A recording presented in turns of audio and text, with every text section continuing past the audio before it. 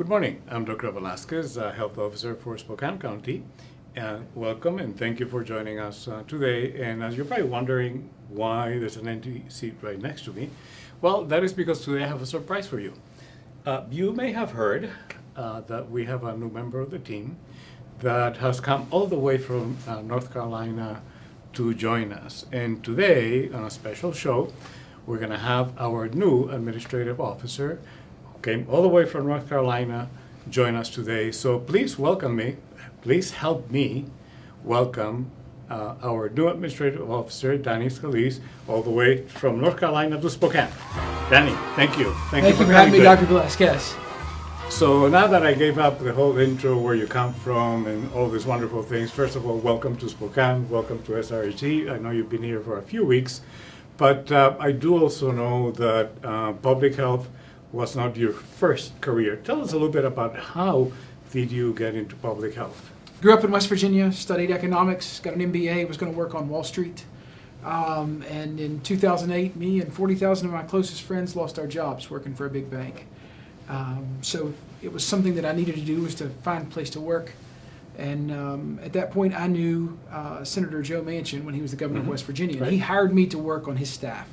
I managed about $1.8 billion of federal funds for the state of West Virginia and really took a liking to public health. I saw where I could make a difference. I saw that the skills that I learned in finance helped me.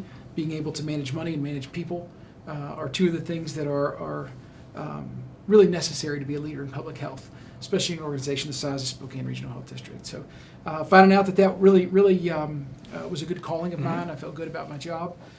So I worked at a local health department in West Virginia as the leader. Worked as a lobbyist for a number of years, and then for the last 5 years, I've been the health official in Burke County, North Carolina, which is just outside of Charlotte. Wonderful. So a little bit of previous history, which is going to be very helpful. And public health is a fairly broad subject. Are there any areas where you are more passionate about or more interested in that you can share with us? I think it's more necessary. The two places I worked before, West Virginia and North Carolina, substance use disorder was certainly something that has become part of the public health that maybe wasn't there 20, 30, 50 years ago. So I've done a lot of work around substance use disorder, especially with the opioid settlement funds that have come to states. I did a lot of work for the National Association of Counties with that as well. So that became part of what I did.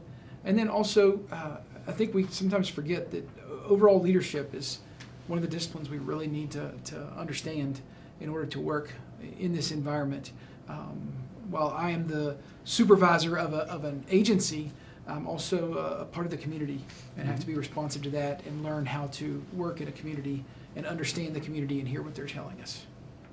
So as you spend the first few weeks here at the Health District, and then we'll talk about Spokane in a few minutes.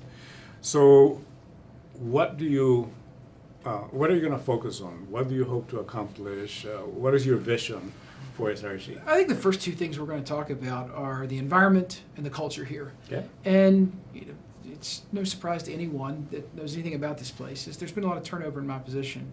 And I want people to understand that I'm here. I want to be here. I want to be part of this community. I bought a house. My wife moved with me. We're here. And I want to create a culture of teamwork. We have a fantastic team here full of great professionals who are just kind of out there right now wondering which direction are we going. So I'm going to try to create a culture here. And then the environment. I think it's odd that so many people dislike this building because I really like the facility we're in. I love the fact that it's right there on the river. I can take my lunch break and walk down to the park and eat. So I find the location here something is great, and it's something that is partly my responsibility to make sure it's taken care of so that 50 years from now it'll be available. It's the 50th anniversary of this building. Right. 1976 is when it was first constructed. So I want to make sure it's here 50 years from now in great shape as well. Well, I do know, I wasn't here, but I've heard that in 1976, it did create a little bit of commotion in town because of the architecture of the building, which I think is very unique. But I agree with you, it's a 50-year-old building, so focusing on it so it will last another 50 years is important.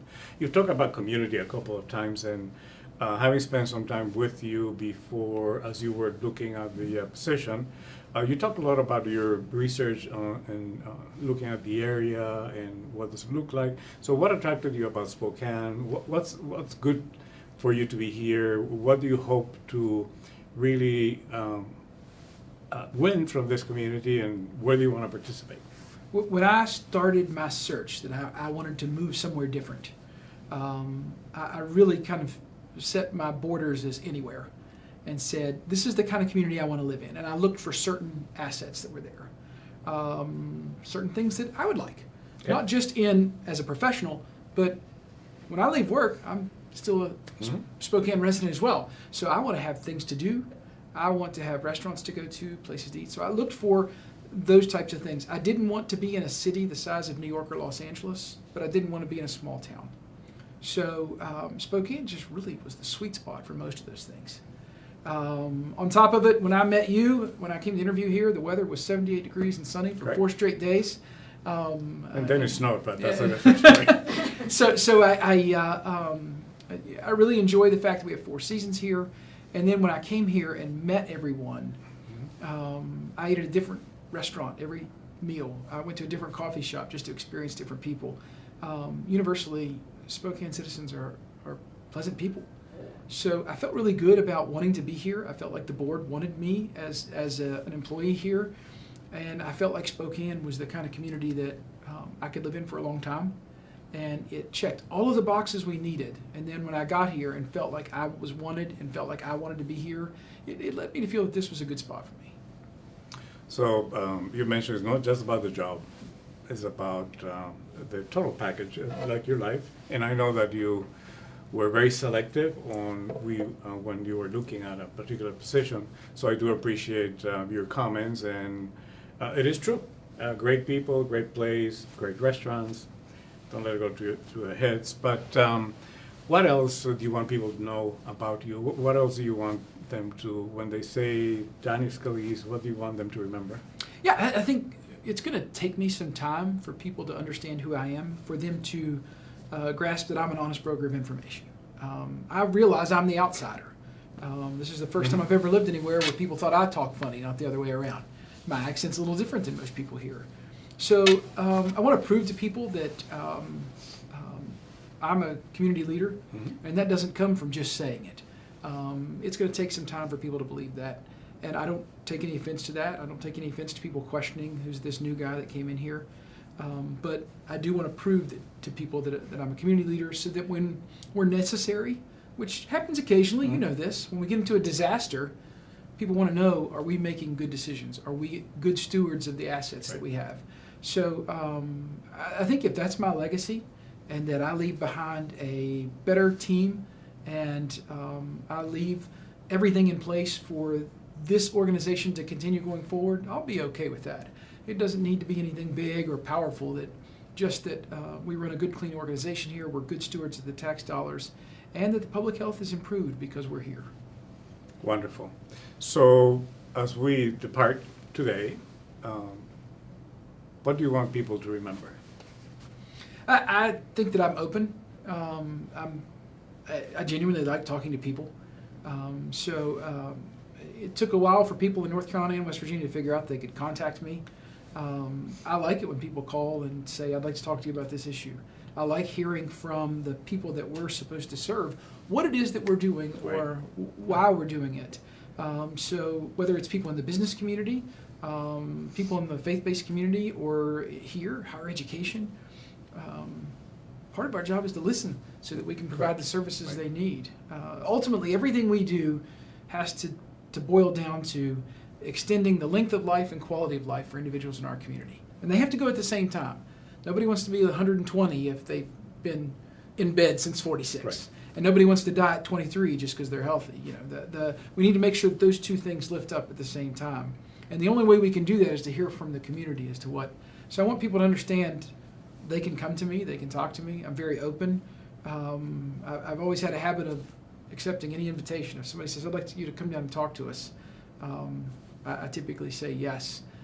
It's a way for me to meet people, to interact with the community, and to hear what they're saying. Oftentimes when I talk, I stop and listen as much as I talk, just to hear what it is they have to say and take a lot from the questions they ask. So I think you and I have the same disorder. My wife tells me I'm genetically incapable of saying no, Yeah. and I just heard you say exactly the same thing. So, which is good, because I think being open to anyone that may have something to say is important. So Spokane, you've heard that, very open. I know our community is not shy about reaching out when they have ideas, they have needs, they have suggestions, concerns. So I'm sure you'll be hearing about it. So the purpose of today was to put a face with the name, because I'm sure people have seen the name. Now you've seen and met and heard a little bit about our new administrative officer, Danny Scalise, that has a very broad experience, all of which is brought here for the benefit of the region and the benefit of the community. And at the end of the day, the goal is, as you said, for everybody to be healthy and happy and live long and prosper. Yes. Okay, so with that, we're gonna say thank you to Danny, thank you to our audience, and stay safe, stay well, and we'll see you again next Wednesday. Have a great day. Thank you.